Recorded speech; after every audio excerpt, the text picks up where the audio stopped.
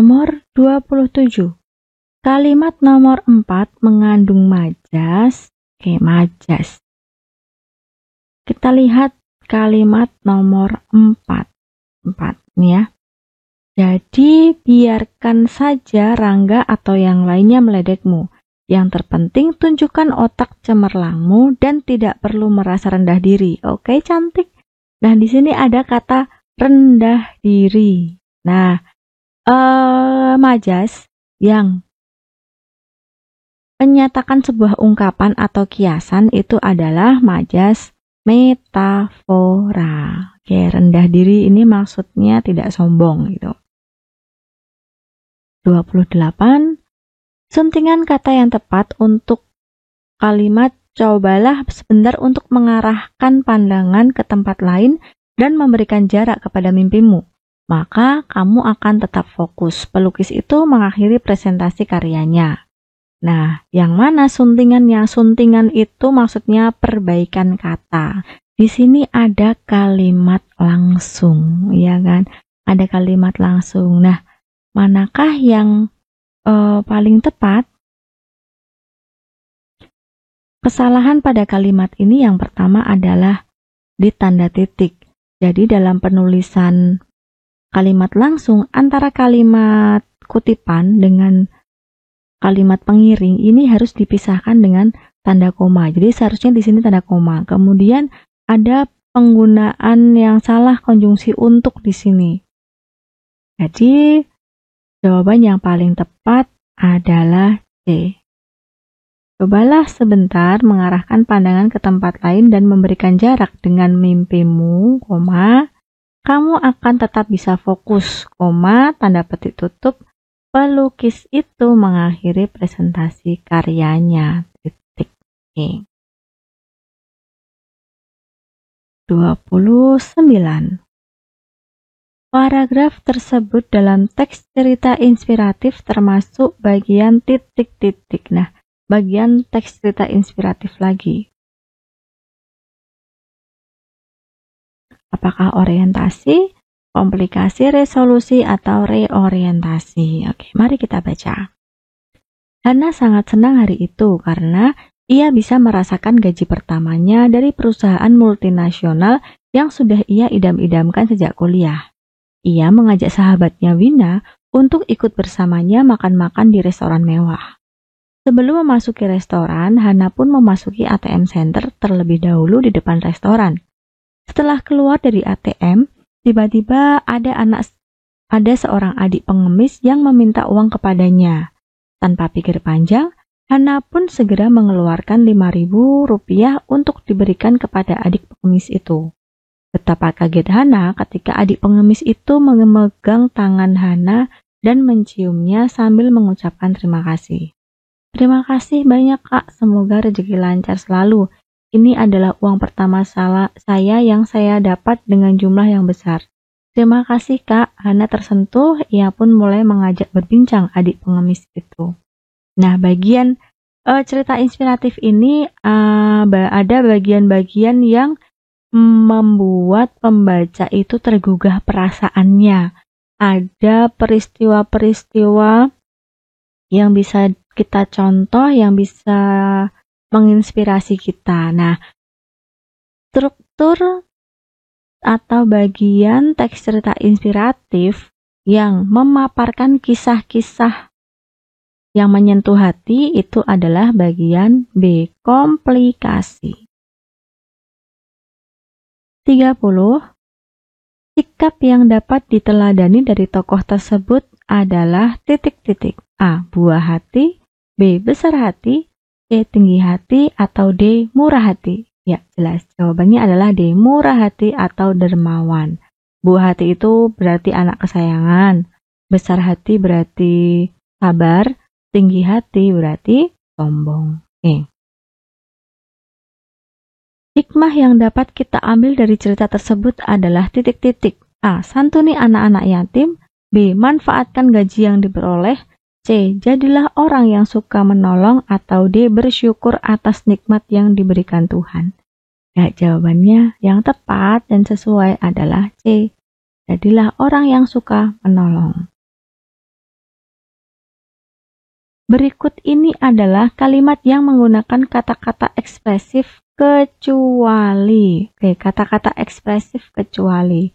Ingat ya, tadi kata-kata ekspresif itu bisa diungkapkan melalui tuturan memuji, mengkritik, mengeluh, berterima kasih, ataupun ekspresi-ekspresi yang lainnya. Nah, coba apakah A?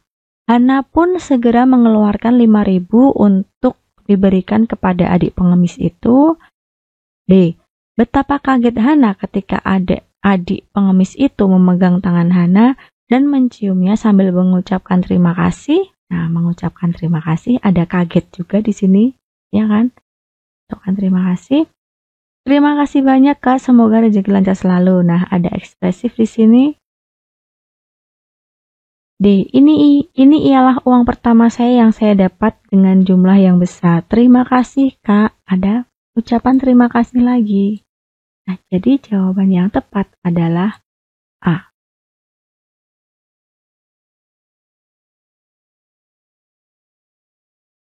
(33) Berikut ini objek atau masalah yang dapat kita jadikan bahan penulisan teks cerita inspiratif kecuali. Nah, kecuali lagi. Yang manakah yang tidak bisa dijadikan bahan penulisan? Nah, apakah A. Ketulusan dan kesabaran Ibu Muslimah Hafsari dalam mendidik Laskar Pelangi? Oke, ada seorang tokoh di sini ya. Ada seseorang gitu. Kehidupan dan pendidikan anak-anak suku Talang Mama Indragiri Hilir.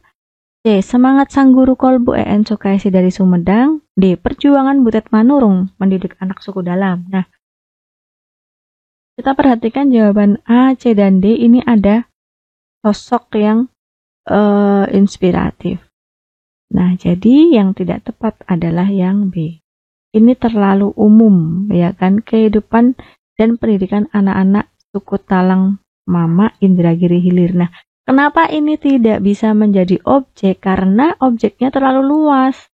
Pasti nanti bisa jadi antara anak satu dengan anak yang lainnya itu kisahnya berbeda gitu. Jadi ini kurang tepat ketika akan dijadikan teks cerita inspiratif. 34. Rangkuman bacaan tersebut adalah titik-titik. Nah, rangkuman. Cara mencari rangkuman adalah menggabungkan dua kalimat utama secara urut. Kalimat utama paragraf pertama ada di kalimat pertama. Keluarga adalah lembaga pendidikan pertama bagi anak dan keluarga berperan dalam pembentukan kepribadian dan mendidik sikap anak. Nah, mari kita perhatikan. A. Keluarga merupakan lingkungan utama. Nah, ini tidak sesuai ya. Ini utama, padahal di sini pertama. B. Keluarga merupakan lembaga pendidikan tertua. Tidak sesuai juga. C. Keluarga adalah satu-satunya lembaga. Nah, ada kata satu-satunya, padahal di sini tidak menjelaskan bahwa ini adalah satu-satunya. Oke, nah jawabannya adalah D.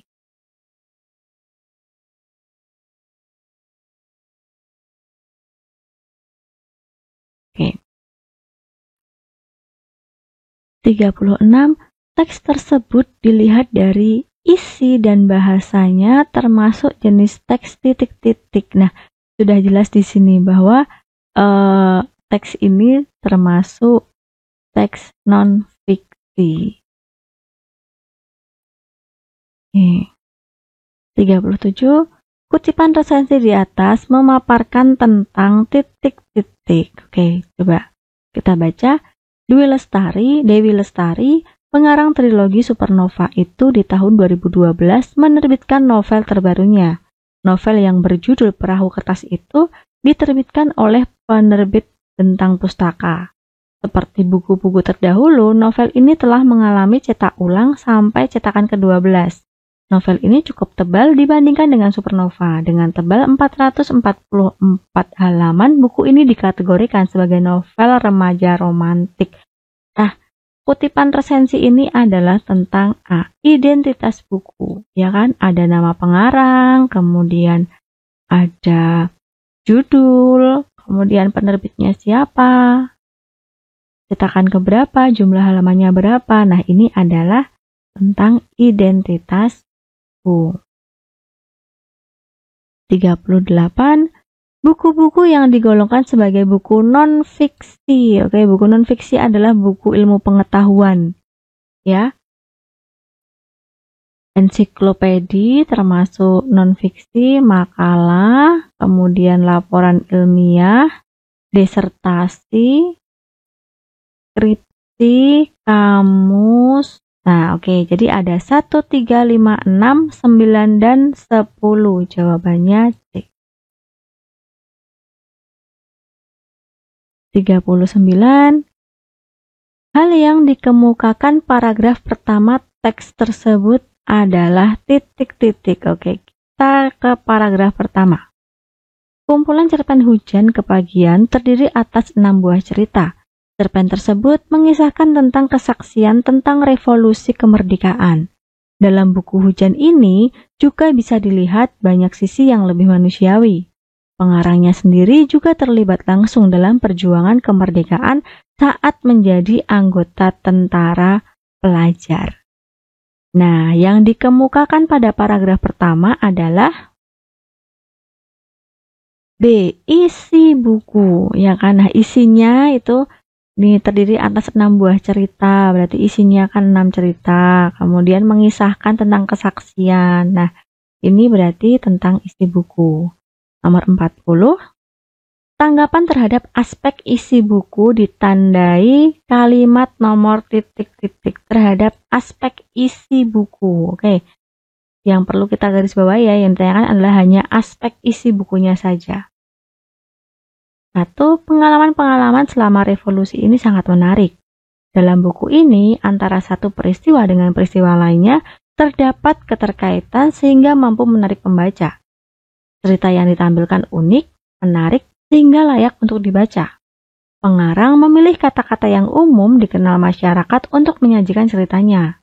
Kalimat-kalimatnya pun sederhana tetapi memikat. Kalimat-kalimat tersebut tersusun secara runtut sehingga mudah dipahami. Nah, yang tanggapan terhadap aspek isi buku ditunjukkan oleh nomor nih. Dalam buku ini, antara satu peristiwa dengan peristiwa yang lainnya, nah 2. Kemudian, cerita-cerita yang ditampilkan unik menarik sehingga layak dibaca. Ini juga tentang aspek isinya. Kemudian, pengarang memilih kata-kata yang umum dikenal masyarakat. Ini juga tentang isinya. Jadi jawabannya 2, 3, dan 4. Oke. Paragraf nomor 41, paragraf ketiga teks tersebut mengemukakan, paragraf ketiga. Beberapa hal yang mengganggu adalah kebiasaan pengarang menggunakan beberapa kosakata Belanda, sehingga pembaca kurang memahami arti tersebut. Nah, sudah jelas di sini bahwa ini adalah kekurangan buku. 42. Tanggapan terhadap aspek bahasa ditandai kalimat nomor. Nah, aspek bahasa berarti tentang kebahasaannya, bisa tentang kalimat, kosakata yang digunakan gitu ya. Nah, teks ini yang menyatakan tentang kebahasaan itu dari ini. Kalimat-kalimatnya pun sederhana. Kalimat-kalimat tersebut tersusun secara runtut sehingga mudah dipahami. Nomor 4 juga masuk bahasa ya. Pengarang memilih kata-kata. Nah, ini kata-kata kan bahasaan. Jadi jawabannya 4, 5, dan 6. D. 43. Kutipan tersebut merupakan tanggapan unsur titik-titik. Nah, tanggapan unsur apa nih, tentang apa? Kita baca. Buku ini rupanya disusun dengan memperhatikan aktivitas otak kanang. Tidak mengherankan bila format buku dikerjakan dengan pemikiran dan rancangan desain dan cermat. Oke, ada desain. Desain berarti nanti di bagian sampul ini ya. Mulai dari sampul, oke. Hal itu sudah terasa sangat karena sampul yang ditampilkan begitu artistik. Halaman demi halaman dibagi dalam 2 kolom dan disusun dengan pertimbangan unsur grafis serta kombinasi warna yang serasi. Sangat berbeda dengan buku pada umumnya. Nah, jadi tanggapannya di sini adalah C. Tampilan fisiknya. desainnya, ya kan? Ini desainnya, sampulnya, kemudian penataan halamannya bagaimana. Nah, ini adalah tentang tampilan fisik. 44. Peristiwa pokok paragraf pertama cerita tersebut adalah titik-titik. Oke. Peristiwa pokok berarti peristiwa yang mendasari ya, yang paling dominan. Siang menjelang, tak ubahnya gurun gersang dipanggang perapian. Kudapati benda ini mengelepar. Tubuhnya tergolek di bahu jalan, sisinya persegi panjang kecil merentang. Meremang bersama keramik hitam, bagian dalamnya menganga serupa mulut bayi buaya. Hatiku meraba-raba, berkeping-keping receh dan lembar rupiah ditelan bilik-bilik mungilnya. Mataku menatap nanar menyusuri jalan pikiran. Tanganku masih membelai-belai benda ini. Nah, peristiwa pokoknya ini apa? Si tokoh aku ini menemukan sebuah benda. Jawabannya B.